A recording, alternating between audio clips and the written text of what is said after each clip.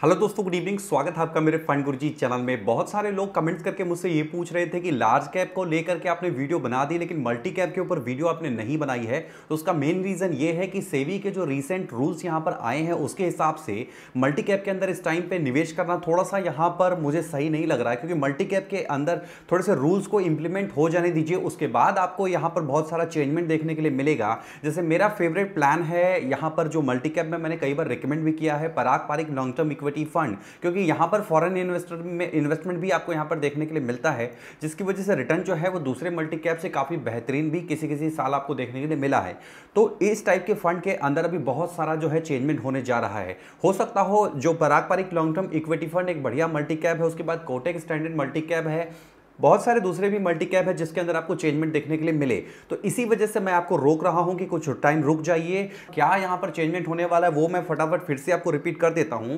होने ये वाला है कि 25% जो है वो ईच सेक्टर आपने रखना है। जैसे अभी पहले क्या होता था कि जो फंड मैनेजर होता था वो अपने इन्वेस्टर को बढ़िया रिटर्न दिलाने के लिए अपना ज़्यादातर सेक्टर जो चुनता था वो मिड कैप स्मॉल कैप से ले लेता था, बाकी जो है वो अदर से लेता था। तो कहने को तो मल्टी कैप होता था, लेकिन जो ज़्यादा एक्सपोजर होता था, जो एसेट लोकेशन होता था, वो ज़्यादातर मिड कैप स्मॉल कैप में होता था। तो सेबी ने ऐसा माना कि ये थोड़ा सा उनके पैसे के ऊपर रिस्क है और नाइंसाफ़ी भी है, क्योंकि आप मल्टी कैप चुनते हो हर टाइप के सेक्टर में इन्वेस्टमेंट करने के लिए। मल्टी कैप का मतलब होता है हर सेक्टर से थोड़ा थोड़ा इन्वेस्टमेंट होना चाहिए, एक बैलेंस इन्वेस्टमेंट होना चाहिए। तो ऐसा नहीं देखने के लिए मिल रहा था, तो इसीलिए सेबी ने ऐसा रूल बनाया है। अब जो है फरवरी 2021 से आपको ये रूल्स इंप्लीमेंट होते हुए नजर आएंगे कि हर सेक्टर से आपको 25% लेना पड़ेगा।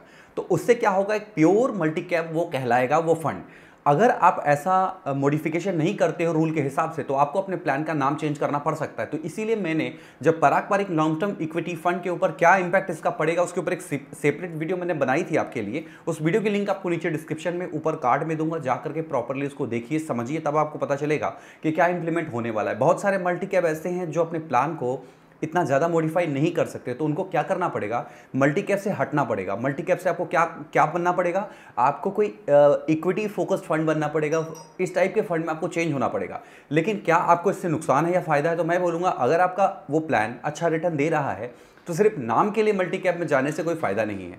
अगर आपका फंड मैनेजर अच्छी अच्छी कंपनियों को चुना है और वो कंपनियां जो है फ्यूचर में भी ग्रो करेगी ऐसा आपको लगता है, आपका पोर्टफोलियो बहुत ही बैलेंस्ड लग रहा है आपको, तो जरूरी नहीं है कि आप जो है उस प्लान को छोड़ करके फिर ज़बरदस्ती मल्टी कैप का नाम मुझे चाहिए, काम कुछ भी हो, तो ऐसा आपको करने की ज़रूरत नहीं है। तो इसीलिए मैंने बोला कि इस रूल को ठीक तरीके से इंप्लीमेंट हो जाने दीजिए। उसके बाद कोई नई एसआईपी आप अगर शुरू करने की सोच रहे हैं तो आपको करना है, जो कंटिन्यू कर रहे हैं उनको करने दीजिए, क्योंकि उनको कोई भी नुकसान नहीं होने वाला है। क्योंकि कोई भी फंड मैनेजर इतने बड़े लेवल पे अपने प्लान के अंदर चेंजमेंट जो है वो नहीं करने वाला है। मुझे नहीं लगता कि चेंजमेंट करने वाला है। जैसे एग्जाम्पल के लिए Parag Parikh long term equity fund के अंदर अगर बहुत सारा लोकेशन चेंज कर दिया जाए तो उस फंड के अंदर जो रिटर्न है वो उतना बढ़िया आपको नहीं देखने के लिए मिलेगा।